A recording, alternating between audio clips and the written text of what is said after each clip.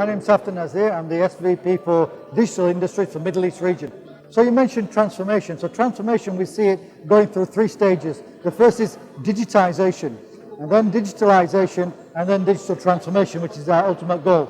So digitization is going from analog to digital, so from zero to one, from taking a tape, for example, making it digitized. And we have a lot of technologies for that, and that's the basic where connectivity comes into play.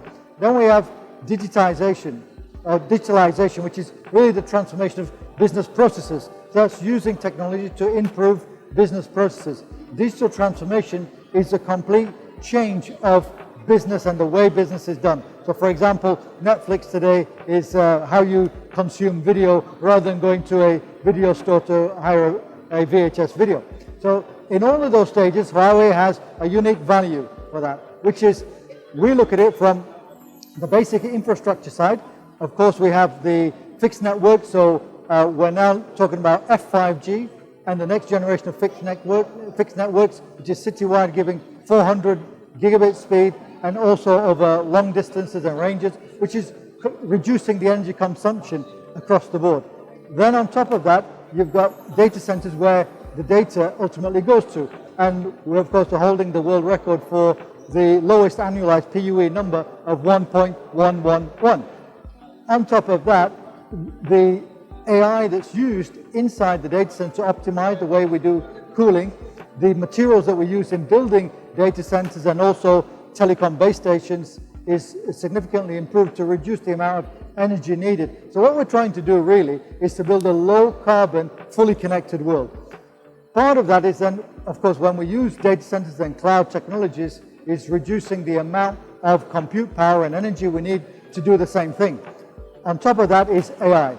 And in AI, we have a unique proposition because we have something called enterprise intelligence, where we're not only providing the PaaS platforms, but also giving industry-focused solutions across different spaces. So over on our stand, we have our largest presence at GITEX ever, and that's because we've got so many solutions and so much to talk about, we can't cut anything out. So we have to keep all of that there and allow our customers to see the full value that we can help them with in their particular industry. So everything from cities to finance to oil and gas to ports, etc. And all of our technologies are enabling customers to transform. For example, if we talk about IoT and the ability to connect and sense, we categorize that in 3 ways.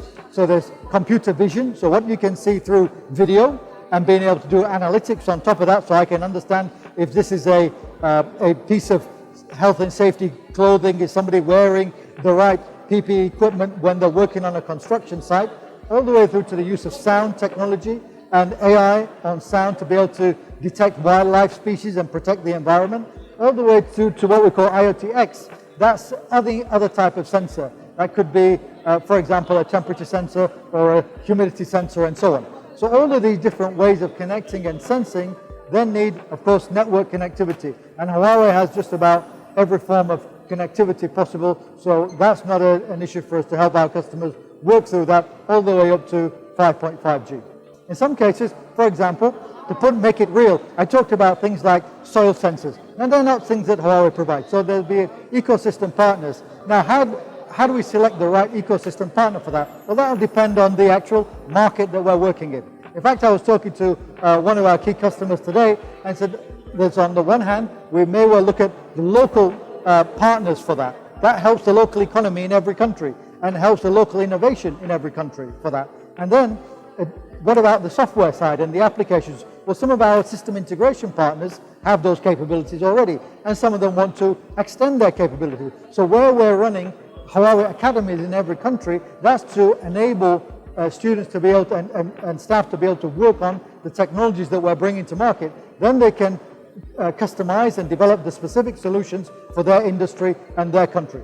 The great thing about COVID-19 was it was the greatest change agent we've probably seen in recent times, where even though many people might have had plans and visions and strategies and desires, so there's a one side which is a desire to do something, and the other side you need the capability to do it and the motivation to do it. Now, the motivation was certainly provided by COVID-19 in the fact that even though we might have had plans, we were now forced to execute on those plans, right? And the great thing about, certainly in this region, is there was enough headroom in the networks and in the subsea connectivity to allow all of those things, and for kids to start working from school from home, for us all to work from home. Within a couple of weeks, everything was up and running, right? So that means that there must have been advanced planning. There needs to be enough infrastructure in place to allow that type of thing and that kind of bump in the road to be accommodated. But that's where things like 5.5G comes in, where we're given 10 gigabyte of speed, and that's the type of bandwidth. So ultimately what you and everyone should be able to do is, we shouldn't have to think about where we want to consume a service. I should be able to do anything, anywhere, and that's what really ubiquitous connectivity is about, right? I shouldn't need to worry, I need to wait till I get home to do this, or I need to get to the office before I do that. I should be able to do it anywhere. And that's where true ubiquitous connectivity has its place.